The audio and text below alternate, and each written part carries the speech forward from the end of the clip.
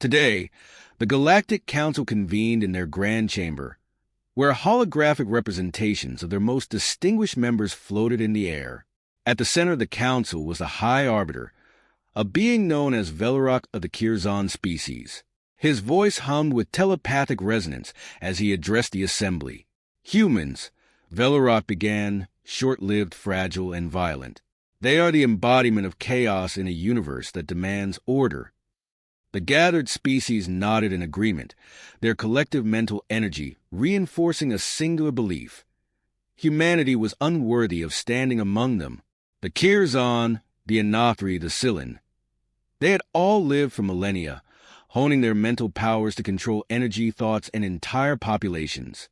Compared to the humans' brief existence and their unpredictable nature, the Council felt invincible. Until now, the question of humanity's fate had been ignored, but recent developments forced their hand. Their world, Velorok continued, holds resources essential to our expansion. Their refusal to yield, their arrogance, cannot go unanswered. In the past weeks, humanity had resisted the Council's demands to surrender control of an essential element found deep within Earth's core, a substance necessary for the Council's future energy systems. To them, it was a trivial matter. The Council had conquered far greater empires for less. But Earth's governments had defied them, and now, the Council's patience had run thin. "We will crush them," said an Anathri general, his voice telepathically carried across the room. "As we have done to countless others. Their minds are weak, their lives brief. They cannot resist us." The Council's members murmured in approval, their confidence unshaken. Velorok, however, remained quiet for a moment, his thoughts scanning the distance between the galaxies, reaching Earth itself. He sensed chaos, an erratic energy he could not fully comprehend. But no matter, he told himself, humanity's unpredictability was a sign of weakness, not strength. On Earth, the news of the Council's declaration hit like a thunderclap. General Patrick Winston stood at the head of a war council in the depths of an underground military bunker. Around him, his officers, hard-eyed, battle-hardened men like himself, sat in grim silence. None of them had expected this day would come, though they had always known humanity's place in the galaxy was precarious. "Biologically inferior," Winston said, his voice gravelly as he scanned the message the Council had broadcast across the planet. "They think we're animals. They think they can walk in here, take what they want, and leave us to rot."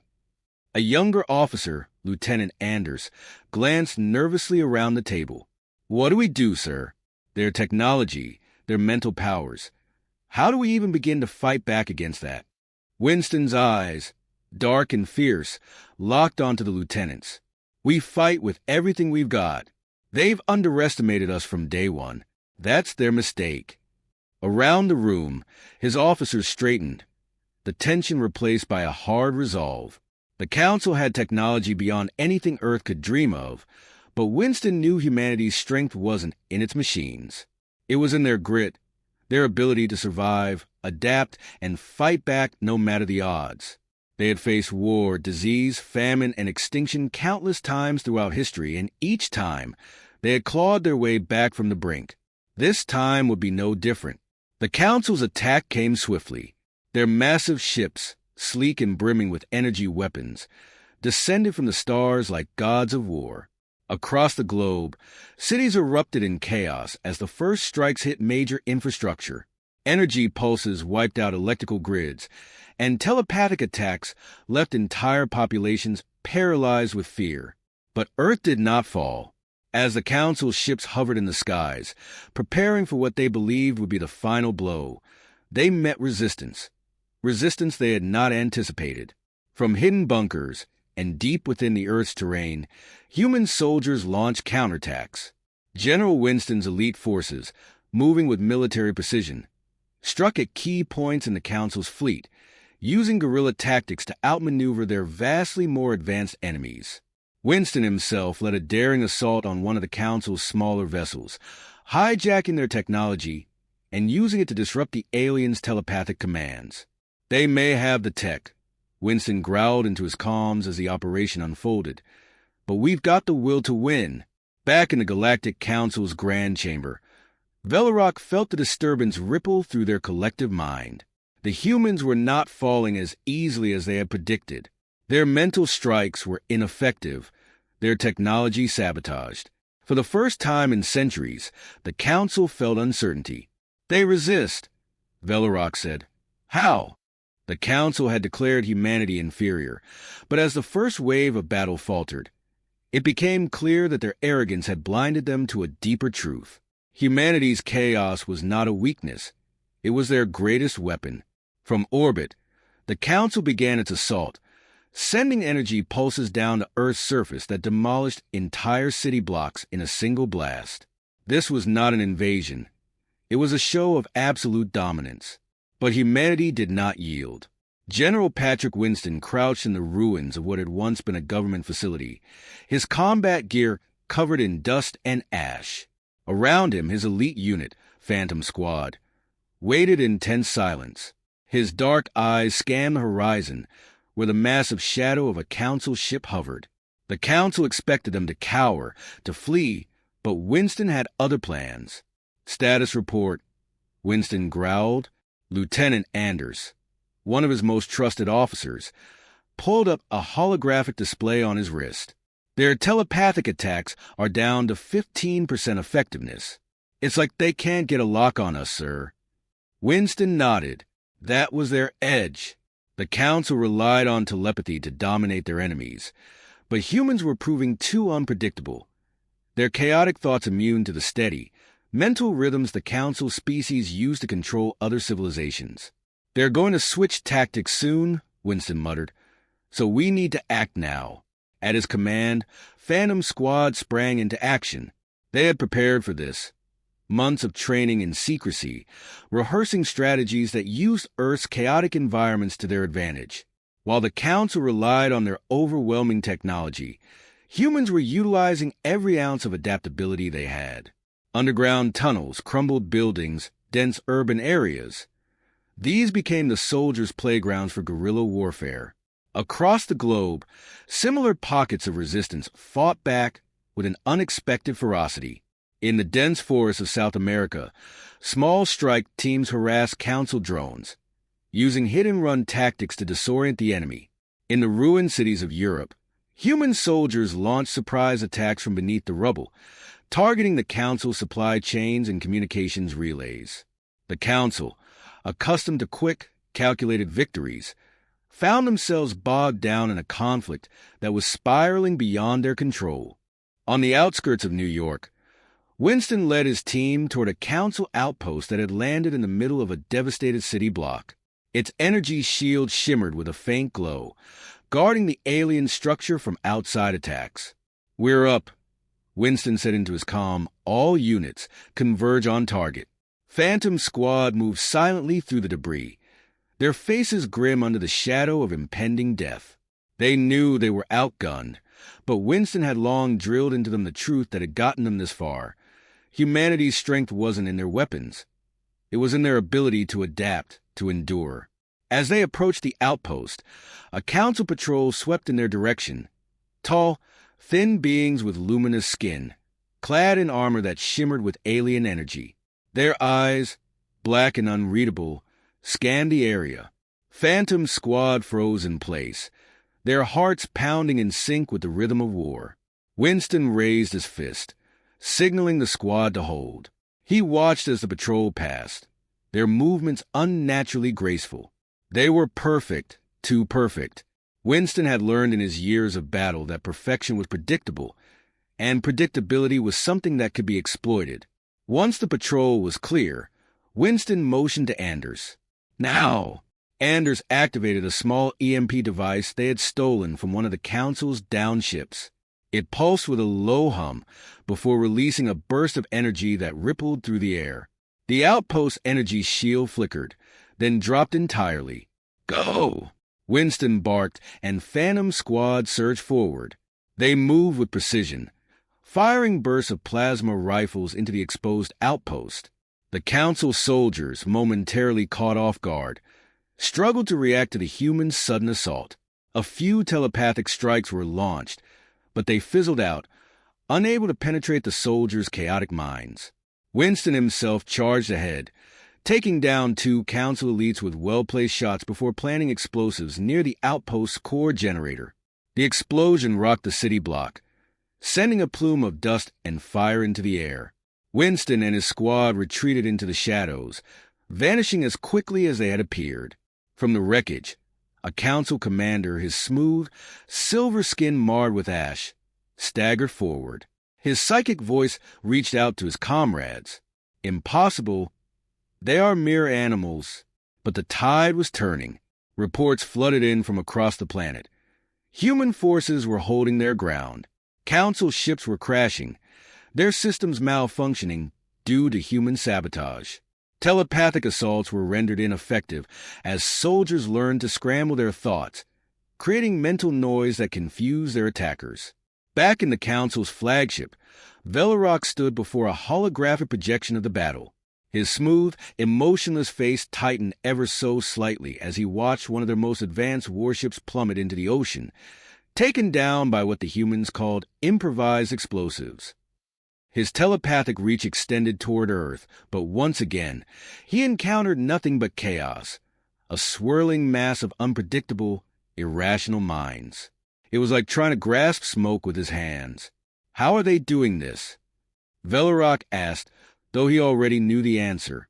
Humanity's unpredictability, once dismissed as weakness, was proving to be the one thing the Council couldn't overcome. On the ground, Winston and his squad regrouped, their faces streaked with dirt and sweat, but their eyes gleaming with victory. The Council's war machines were faltering, and for the first time, Earth had a chance.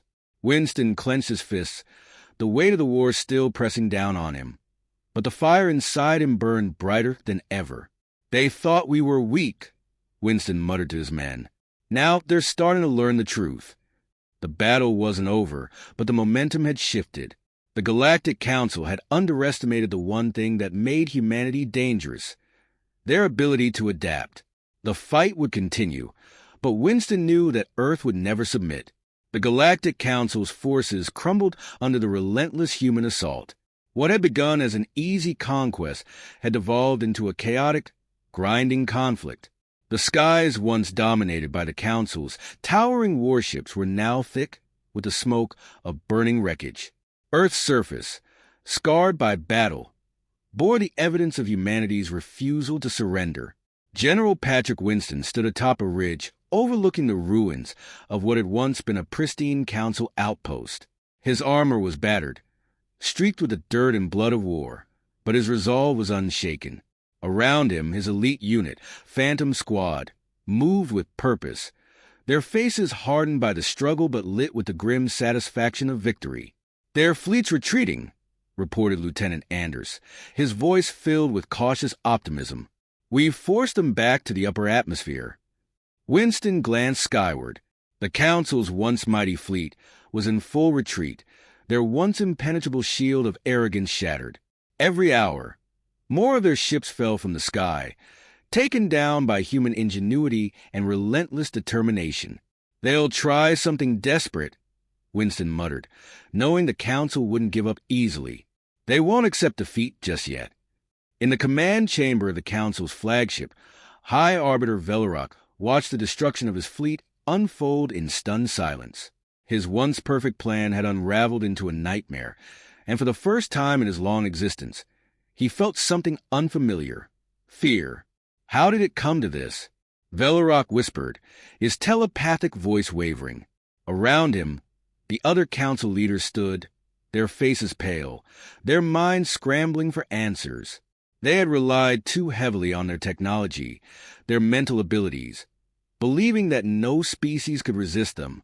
But humanity was different, wild, chaotic, and impossible to predict. "We underestimated them," Velorok admitted to his fellow leaders. "Their minds are a storm, and we thought them to be mere animals. We were wrong." His words were met with a heavy silence. The Council's psychic hold over their enemies, the very foundation of their strength, had failed. No telepathic assault could penetrate the swirling chaos of human thought. Where other species crumbled under the weight of psychic domination, Humans had thrived, turning unpredictability into their greatest asset. "We must end this," Velorok continued, his voice low. "If we don't, they will destroy us." On Earth, Winston received the transmission from the Council's flagship. Velorok's voice came through, emotionless but tinged with the unmistakable strain of desperation. "General Patrick Winston," Velorok began, "we seek terms. A ceasefire. A truce." Winston's jaw clenched as he listened.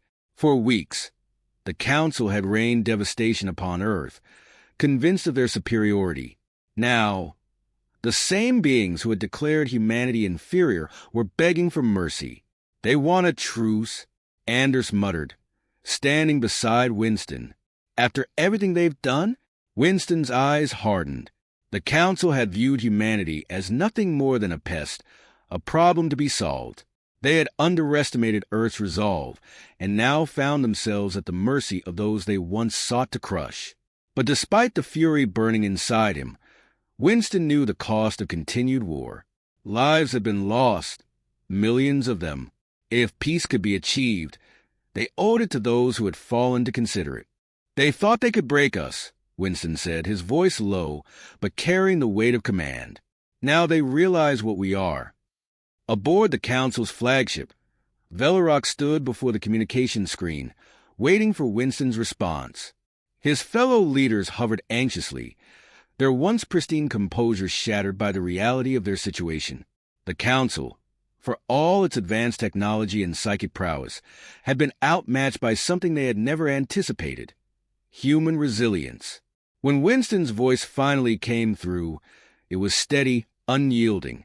"You want peace, Velorok?" Winston's tone was sharp, cutting through the silence of the chamber. "Then you'll acknowledge what you refuse to see. We're not inferior. We're survivors.